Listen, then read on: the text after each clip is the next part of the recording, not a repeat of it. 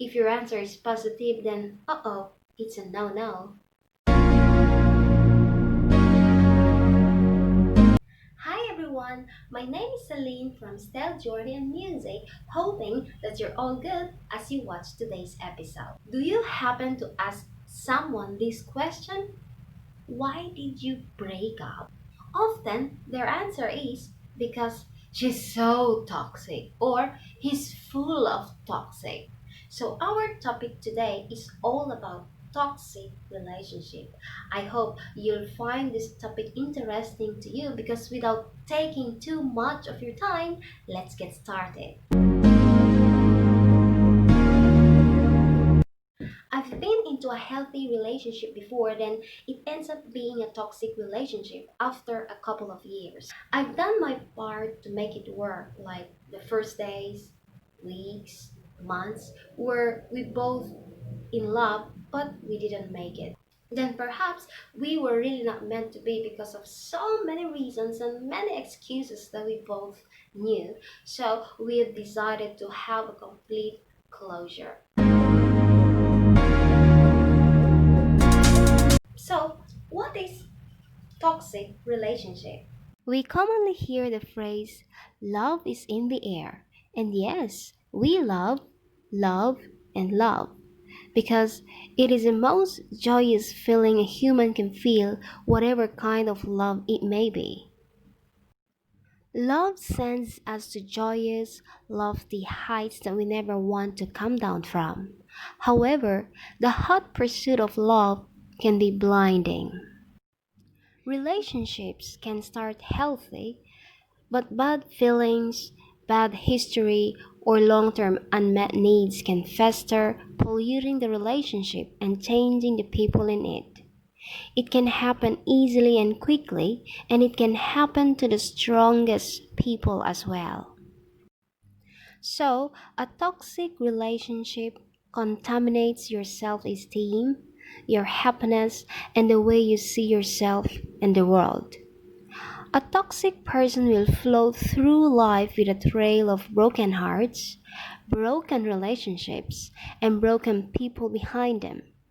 But toxic relationships don't necessarily end up the way because the person you fell for turned out to be the toxic one. Moreover, if the relationship is toxic, it is highly likely that all the fight in the world won't change anything because one or both people have emotionally moved on. Perhaps they were never really there in the first place, or not in the way you needed them to be anyway. Even worse, if your relationship is toxic, you will be more and more damaged by staying in it. All relationships are worth the fight until they're not. In a toxic relationship, there will always be a fallout, such as moodiness, anger, unhappiness become the norm. You avoid each other more and more until work and relationships outside a toxic relationship starts to suffer. So the bottom line is that fighting to hold on to something or someone that is not fighting to hold on to will ruin you. And the only thing left to do is to let go with grace, love, and move on.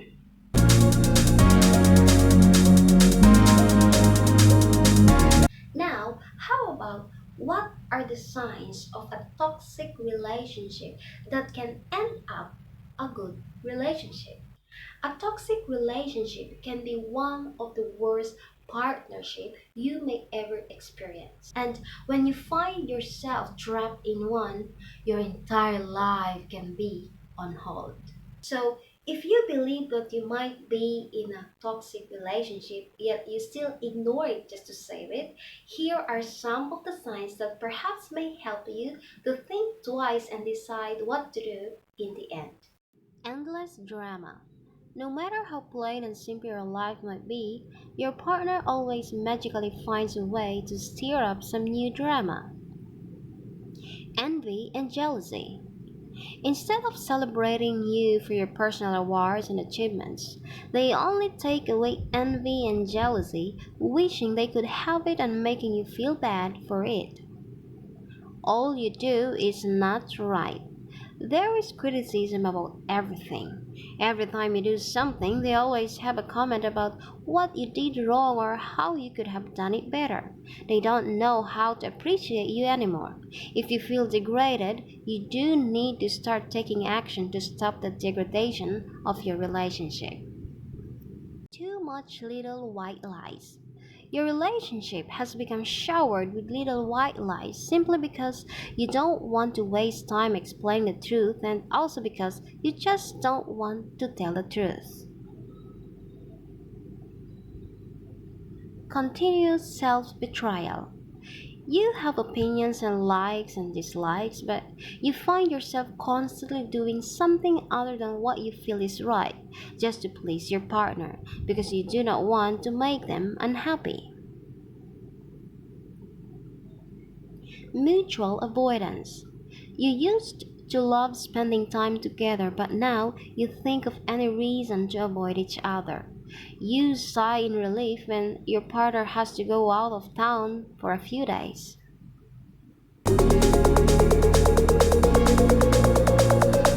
If you're not yet certain whether you are in a toxic relationship, ask yourself this question. Do your partner feel happy with who you are and what you are? Or you're just trying to be someone else just to make your partner happy? If your answer is positive, then it's a no no. Now, how about what are the warning signs that you are already a toxic person to someone or vice versa? Sometimes people just aren't in the right place to be a good friend, or there's a personality clash that can bring out the worst in each other. Other times, that person just doesn't want the best for you. I don't want to think because it's horrible, but it's true. Whether it's your partner, your friend, or your colleague, these warning signs could help you determine the red flags so you'll know the next action to do. Controlling you by guilt tripping. A very good example of guilt tripping is saying this to the person involved. If you really love me, you do this for me. You see, I'm sure you've done this too with your partner. May it be unintentionally or just for fun, but I'm telling you now, please stop doing it often until it became your habit. Remember that if someone uses your care, love, or goodwill against you in order to gain themselves, that person does not have your best interests at heart and might do you more damage in the long run than you think. They're easily getting jealous into petty things, like you have met your old friend after a long period of time, so you were catching up, not noticing the time. So you went home late, tried to explain what happened, yet the unending drama starts. You feel very exhausted after an encounter with them. You experience being very drained right after talking to them. It's like you absorb too much negativity that can cause you a lot of stress as well.